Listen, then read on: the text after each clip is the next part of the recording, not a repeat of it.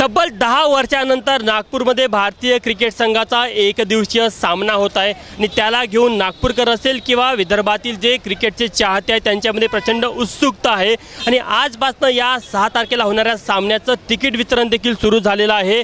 Vidarbha cricket असोसिएशनच्या ज्या civil line इथलं जे मैदान आहे त्या मैदानावर आपण बघू शकतो की क्रिकेटच्या या सामन्याची तिकीट घेण्यासाठी मोठ्या संख्येने नागपूरकर असेल विदर्भातले जे क्रिकेट चाहते यांनी गर्दी केलेली आहे। साधारण अर्धा किलोमीटरपर्यंतच्या या लांबच लांब रांगा आहे आणि तिकीट जेव्हा रांगेमध्ये लागतो एखादा दर्शक तेव्हा त्याला तिकीट मिळवण्यासाठी साधारण 3 ते 4 तासापर्यंतची प्रतीक्षा करावी लागत आहे। आपण बघू शकतो की आजच क्रिकेटचा फील आपल्याला पाहायला मिळत आहे। तिकीट घ्यायला आल्यानंतर इथे जे टी शर्ट मिळालं ते टी शर्ट देखील अनेकांनी खरेदी केलेलं आहे। किती वेळ झाला तुम्ही रांगेमध्ये आहे? आम्हाला 2 तास झाला आहे इकडे उभं राहून आणि तरी पण आमचा एक्साइटमेंट कमी नाही झाला। आम्ही खूप चांगलं वाटतं आहे, आम्ही इथे उभे आहे आणि खूप एक्साइटमेंटमध्ये आहे की मॅच पाहायला मिळेल।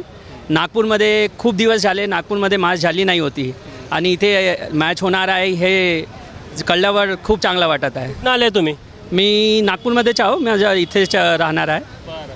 किती उत्सुकता आहे? आता खूप गर्दी पण पाहायला मिळत आहे। मागच्या 2 तासापासून आम्ही इकडे उभा आहोत आणि 3 वर्षानंतर हा कार्यक्रम आपल्या नागपुरात होत आहे, तर एक्साइटेड सगळेच मुलं आहे इकडे। मध्यंतरी 2020चा एक सामना झाला, एक दिवसीय सामना 10 वर्षानंतर होता। 8 ओव्हरचा होता, मागच्या वर्षी तो झाला होता। पण ॲक्च्युली एक्साइटेड आहे सगळे, पण ॲक्च्युली हे मॅनेजमेंट थोडं चुकीचं आहे।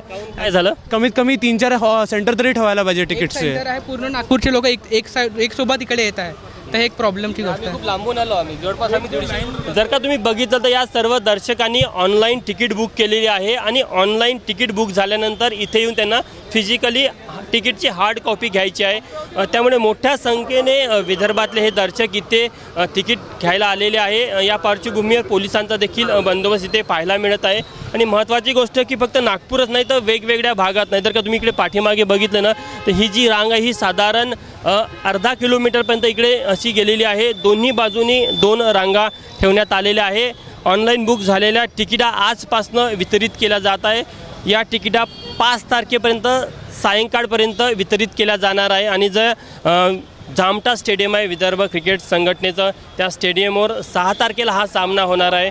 आपण बघू शकतो की प्रेक्षकांमध्ये दर्शकांमध्ये किती या सामन्याला घेऊन उत्सुकता आहे। आजपासूनच क्रिकेटचा फील नागपूरमध्ये पाहायला मिळत आहे आणि अनेक परिश्रम अनेक तासाची मेहनत घेतल्यानंतर जेव्हा ती तिकीट हातात येते तेव्हा त्या दर्शकाचा जो फील असतो तो देखील बघण्यासारखा असतो।